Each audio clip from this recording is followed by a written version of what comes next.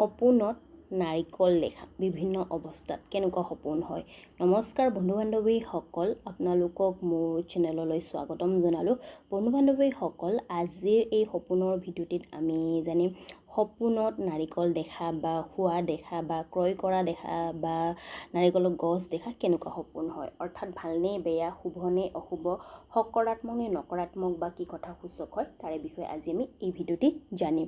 বন্ধু বান্ধৱীসকল, সপোনত নাৰিকল দেখা অৰ্থ জনাৰ আগতে যদি আপোনালোকে মোৰ চেনেললৈ নতুন হয় তেন্তে মোৰ চেনেলটো ছাবস্ক্ৰাইব কৰি তাৰে ওচৰত থকা নটিফিকেশ্যনৰ বেলখন প্ৰেছ কৰি অল কৰি থৈ দিব, যাতে মই আগলৈ এনেকুৱা সপোনৰ বিষয়ে ভিডিঅ' আনিলে আপোনালোকে প্ৰথমতে নটিফিকেশ্যন পাই যায়। আৰু যদি আপোনালোকক মোৰ এই ভিডিঅ'টি ভাল লাগে তেন্তে এটা লাইক কৰিব, লগতে বন্ধুবৰ্গলৈ শ্বেয়াৰ কৰিব।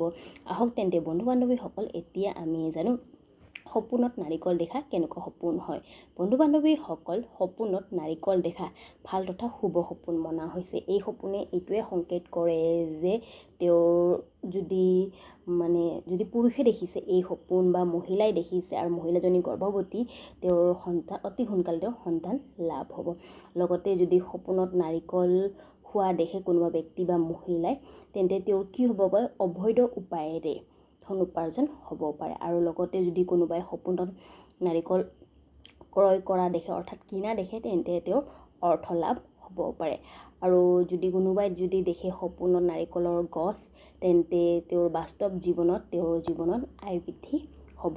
এই সপোনে এইটোৱে সংকেত কৰে বা এই সপোনৰ এইটোৱে অৰ্থ হয়।